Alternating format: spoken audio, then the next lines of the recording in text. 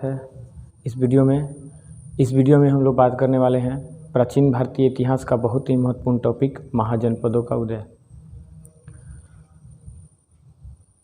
वैदिक काल के बाद उत्तर वैदिक काल आया और उत्तर वैदिक काल में नए नए राज्यों का उदय प्रारंभ हो गया और उन्हीं राज्यों में से बहुत सारे महाजनपद अर्थात 16 महाजनपदों का उदय हुआ।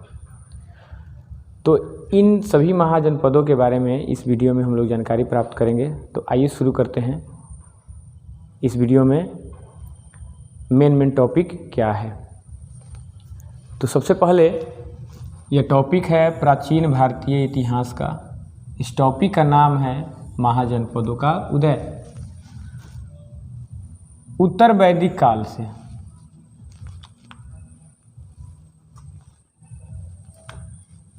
क्षेत्रीय राज्यों की स्थापना का प्रारंभ हुआ।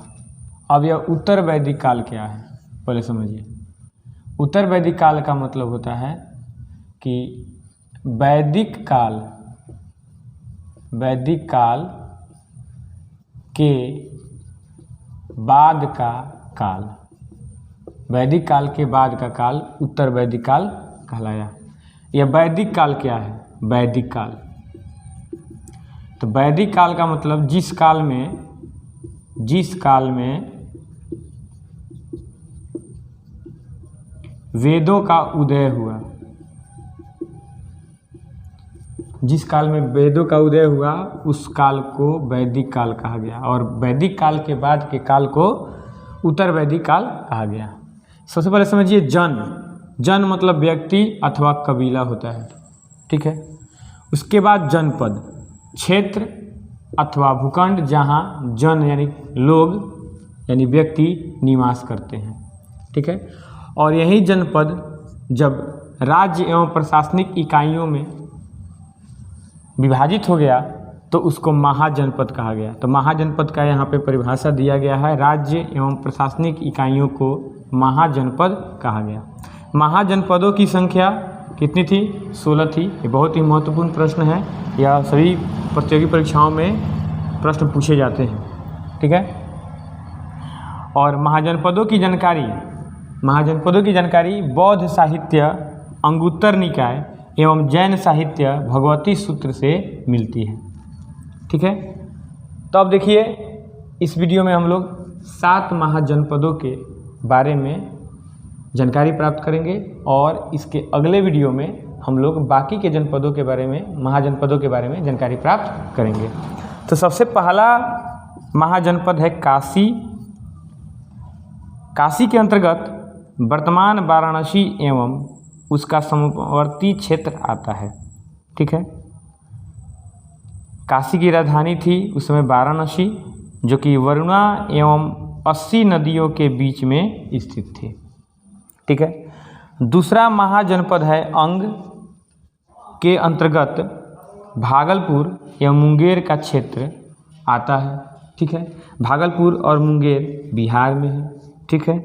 इसकी राजधानी चंपा थी। इसके प्रमुख शासक थे ब्रह्मदत्त, ठीक है।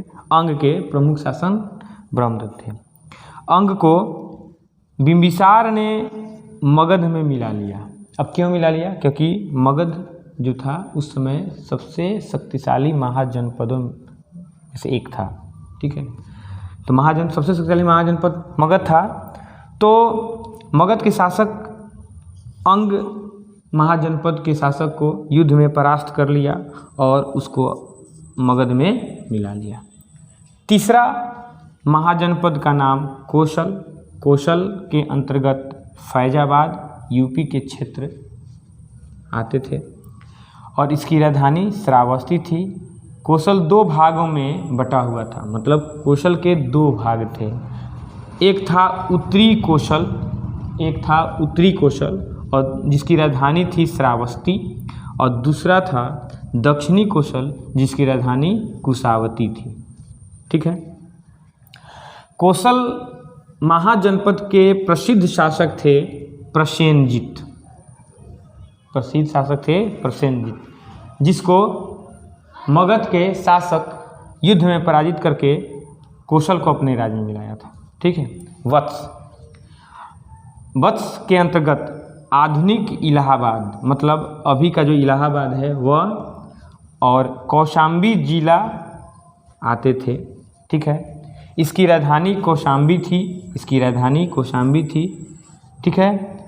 वत्स महाजनपद को अवंती महाजनपद ने अपने साम्राज्य में मिला लिया, क्योंकि अवंती के शासक वत्स पर आक्रमण करके युद्ध में पराजित करके वत्स को अपने राज्य में मिला लिया, ठीक है।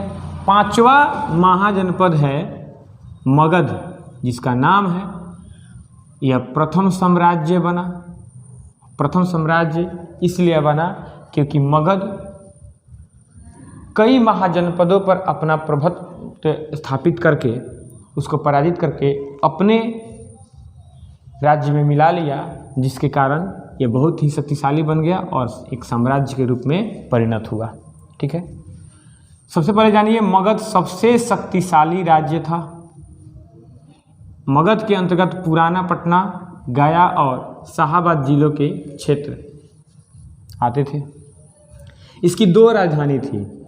सबसे पहले जो हर्यक वंश के जो शासक थे बिंबिसार, उन्होंने मगध की राजधानी गिरिब्रज बनाई, ठीक है। और उसके बाद मौर्य साम्राज्य के जो मतलब संस्थापक थे, उसने इसकी राजधानी पाटलिपुत्र बनाई, चंद्रगुप्त मौर्य, ठीक है। अब देखिए, मगध जो महाजनपद था, उसने अन्य महाजनपदों पर प्रभुत्व स्थापित कर साम्राज्य में परिणत हो गया, ठीक है। मतलब कि मगध महाजनपद कई महाजनपदों को अपने राज्य में मिलाता गया और उसके अंतर्गत एक बहुत बड़ा साम्राज्य बना। तो सबसे पहला साम्राज्य मगध ही था, ठीक है। छठा महाजनपद है ब्रिज्जी। ब्रिज्जी का दूसरा नाम था बज्जी। बज्जी प्रथम गणतांत्रिक राज्य था, प्रथम गणतांत्रिक राज्य था। और ये कहाँ स्थित था? गंगा नदी के उत्तर बिहार के तिरहुत प्रमंडल में, गंगा नदी के उत्तर बिहार के तिरहुत प्रमंडल में स्थित था। बज्जी 8 राज्यों का एक संघ था और इन 8 राज्यों के संघ में सबसे प्रभावशाली संघ थे लिच्छवी, ठीक है। बज्जी की राजधानी वैशाली थी, ठीक है। और अजातशत्रु ने ब्रिज्जी के शासक लिच्छवियों को पराजित करके इसे मगध में मिला लिया, ठीक है। अब देखिए, 7वां महाजनपद, यह भी एक गणतांत्रिक राज्य था। यह भी एक गणतांत्रिक राज्य था। यह 2 भागों में बटा हुआ था, ठीक है। एक की राजधानी कुशीनारा थी, जो कसिया जिला देवरिया उत्तर प्रदेश में स्थित थी, ठीक है। और दूसरे मल के भाग की राजधानी जो है पावा गोरखपुर जिला में स्थित थी, ठीक है। अब यह हो गया आपके 7 महाजनपदों के बारे में पूरी जानकारी। बाकी के जो महाजनपद हैं, 9 महाजनपद, उसके लिए इसके दूसरे भाग में बताया जाएगा। तब तक के लिए बहुत बहुत धन्यवाद।